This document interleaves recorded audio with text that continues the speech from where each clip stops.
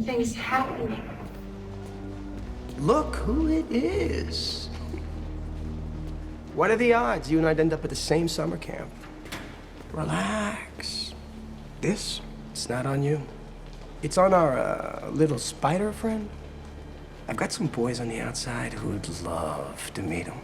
You know, take a picture, slice his throat, put his head in a dryer.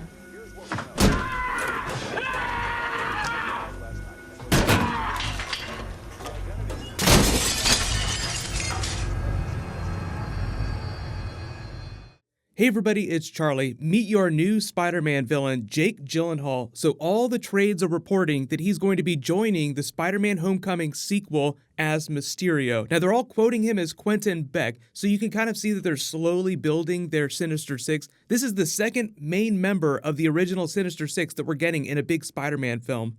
So we'll try to explain what's going on with the timeline in Avengers 4, careful for spoilers from Infinity War. And if you're finding me for the first time, be sure to subscribe to get all the Marvel videos. There's giveaway stuff happening at the end of this too. So right now, everybody knows Spider-Man is seemingly dead, but Amy Pascal and Sony have quoted that the Spider-Man Homecoming sequel picks up minutes after the end of Avengers 4. Well, those movies will all take place in the world that we are now creating for Peter Parker. What I think that means is they're going to do the same Civil War type tag where you have that pre-sequence where you sort of address what happened during Civil War, then you get to the events of Spider-Man Homecoming. They'll do the same thing with Avengers 4 because it's such a big event. They'll have just killed half of all people in the universe, then brought them back. So they'll need some sort of connective tissue to remind everyone, okay, everybody's fine, this is what's going on. But in the way that the original Spider-Man Homecoming movie dealt with the Vulture who debuted during Amazing Spider-Man #2, we're going to be dealing with the Quentin Beck Mysterio, who also, guess what, debuted during Amazing Spider-Man #2. He was dressed up as an alien in disguise to mask the crimes that he was committing. So remember that scene where Spider-Man is fighting those criminals in the ATM booth that are dressed up like the Avengers? It was kind of like a version of that. They were all wearing masks pretending to be aliens. But obviously because we're in the MCU, you have to sort of change everything based on the way they changed Homecoming from the original Spider-Man comics. So the beauty of the Quentin Beck Mysterio character is that he is a tech-based villain in the comics. He's a special effects wizard working in Hollywood who then turns to crime.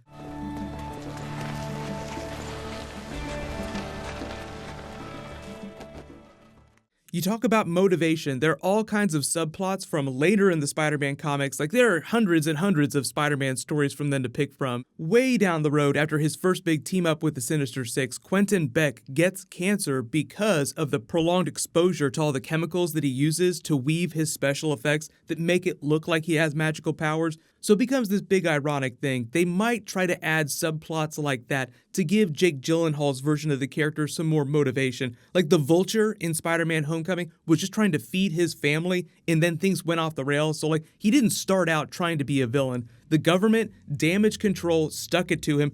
They took our jobs! They took our jobs! They took your jobs! Tony Stark took our jobs, so you identify with them a little bit, but then obviously things go completely out of hand. But they're still relatively small-time criminals. That was the big joke of the movie, is that no, this is way below the Avengers pay grade. But the thing is now, though, is that it does sound like they're slowly moving to Sinister Six territory because of that post-credit scene. I got some friends that would love to meet him, slice him up real good. That was the Mac Gargan Scorpion. They didn't say whether or not he would be returning for the sequel, but he is supposedly in a version of the Silver and Black script. Remember that Silver Sable Black Cat movie that Sony is still supposedly making? We think it's going to happen. Supposedly, he's one of the main villains of that script. But there are a couple of trades that are reporting that the Vulture will return, but I don't think that if he returns, he'll be a really big character. It sounds like they're going to focus mostly on Jake Gyllenhaal because he's a relatively big A-list actor. Pretty big name, playing a pretty big comic book villain, but they might tease a little bit of Sinister Six in the background where the Vulture has an opportunity to help Spider-Man because he did him the solid. That was kind of what that post-credit scene was about too, because Matt Gargan is like, we heard you know who Spider-Man is, and he's like, you know what? If I knew who he was, he'd be dead now. So you could already say his debt with Spider-Man has been squared, but I do see a scenario whereby they turn him into more of an anti-hero, where he does find himself in a team-up situation where he has more real opportunity to help Spider-Man out and take down Jake Gyllenhaal's character. But don't be surprised if Michael Keaton does come back, even if they do tease Sinister Six and he's only in the movie for like 5 minutes. I'm just not expecting a whole lot from his character.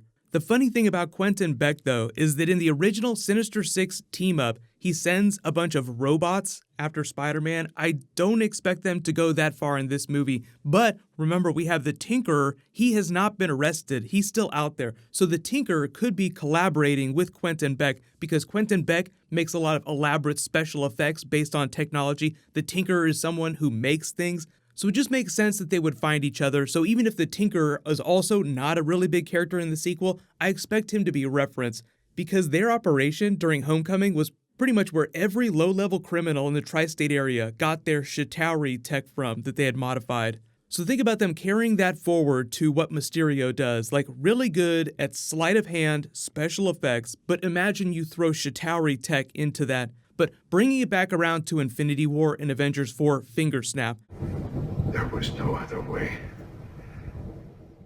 It just feels like from a practical standpoint that the way that they fix things in Avengers 4 involves wiping everyone's memories of the finger snap. Because just think about planet Earth. Think about the panic that was caused during the Chitauri invasion of New York. Think about the way that it changed things for everyone on the planet going forward. We got to Civil War, there's now regulation. People freaked out just because of those big conflicts that were relatively localized to different areas. Like you have New York, you have Sokovia. What would it be like if everyone on the planet remembered half of them just disappearing into ash and then mysteriously coming back? There would be so much panic, financial markets would crumble.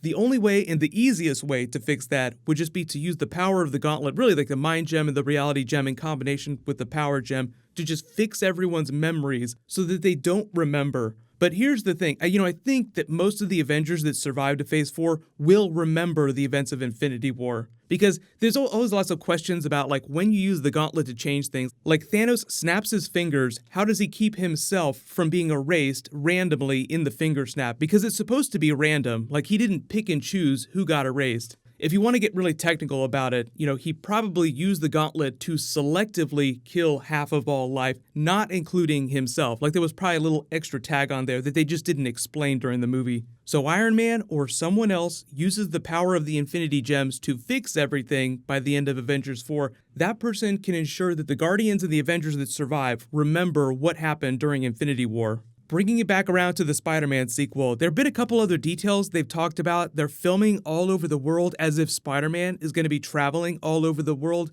Now, there is a subplot during Spider-Man's fights with Mysterio where he goes around robbing museums. Most of his stories are localized to New York City because this is really early era Amazing Spider-Man comic book. So this is like a long, long time ago. But obviously now in the wake of Black Panther, they want Spider-Man to be a more international hero. So what they might do is just have Mysterio conducting heists all over the world and Spider-Man follows him around. But one of the other cool Mysterio subplots before he joins the Sinister Six is that he starts framing Spider-Man for a bunch of different crimes. In his first really big appearance, it was Amazing Spider-Man number 13, so you can read that if you want. Mysterio pretends to be a hero by seemingly saying that he's going to take down the criminal Spider-Man. He'd been going around robbing all these places, making it seem like Spider-Man had been conducting all the robberies. So obviously Spider-Man defeated him eventually, but because he's a special effects wizard, they could actually include that subplot in the film too, where Mysterio pretends to be Spider-Man, framing him for a bunch of different crimes all over the Earth. Talk about meta storylines too. There was actually a time when Jake Gyllenhaal was considered to take over the role of Spider-Man Peter Parker from Tobey Maguire if he wasn't going to continue in his sequels way, way back. So think about that plot where he pretends to be Spider-Man in the comics, framing him for crimes. Imagine if they do The Circle Is Now Complete and bring classic Jake Gyllenhaal almost Spider-Man back around through that. That would be hilarious. And because the Infinity War Blu-ray is going on sale at the end of July, early August, I'm going to do the giveaway for that. So all you have to do to enter is be a subscriber and leave a comment on the video. So click here for all my Deadpool Easter eggs, and click here to learn about the new Eternals trilogy that they're going to be doing in Phase 4. Thank you so much for watching. Everybody stay awesome. I'll see you guys tonight.